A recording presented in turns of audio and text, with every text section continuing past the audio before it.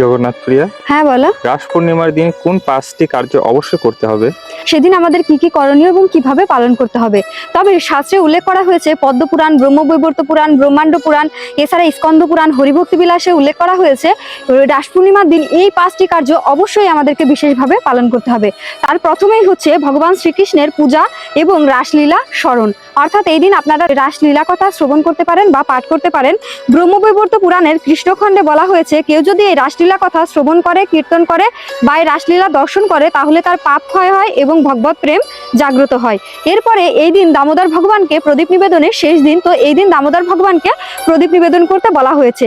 তো শাস্ত্রে উল্লেখ করা হয়েছে পদ্মপুরাণের উত্তরখণ্ডে কার্তিক মাসের এই বিশেষ পূর্ণিমার দিনে কেউ যদি দামোদর ভগবানকে প্রদীপ জ্বালায় তাহলে তা অসীম ফলদায়ক হয়, যা কোটি কোটি কল্পকাল পর্যন্ত বর্তমান থাকে।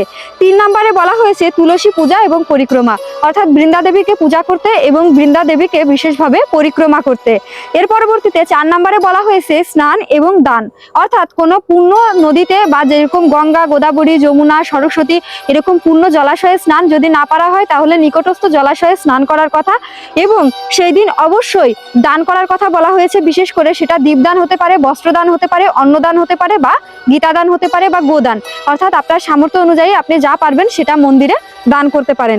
এরপরে 5 নম্বরে বলা হয়েছে ভোগ নিবেদন এবং ব্রাহ্মণ সেবা বা ভক্ত সেবা, অর্থাৎ এই দিন আপনারা ভগবানের জন্য বিশেষ করে মিষ্টান্ন বা পায়েস রান্না করে নিবেদনের কথা বলা হয়েছে এবং মিষ্টি জাতীয় বা দুগ্ধ জাতীয় বিভিন্ন প্রকার খাবার তৈরি করে সেটা রাধা মাধবকে ভোগ দিতে বলা হয়েছে এবং রাধা মাধবকে পুষ্প দ্বারা সুসজ্জিত করে সুন্দরভাবে পূজা করার কথাও বলা হয়েছে।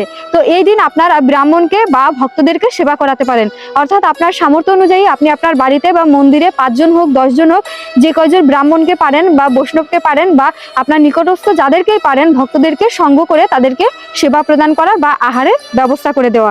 তো কার্তিক মাসের এই পূর্ণিমা তিথিতে যদি কোনো ব্যক্তি স্নান, দান, জপ, পূজা এবং এই 5টি কার্য সম্পন্ন করে তাহলে পৃথিবীর অন্য কোনো তিথিতে তার আর কোনো কিছু করার প্রয়োজন পড়ে না, কারণ তিনি অসীম পুণ্যফল অর্জন করেন। তো আপনারা বুঝতে পারছেন এই 5টি কার্য কতটা গুরুত্বপূর্ণ, তাই নিজে অবশ্যই পালন করবেন এবং অপরকে পালন করতে উৎসাহিত করবেন আর ভিডিওটা শেয়ার করে সবাইকে অবগত করবেন। রাধে রাধে।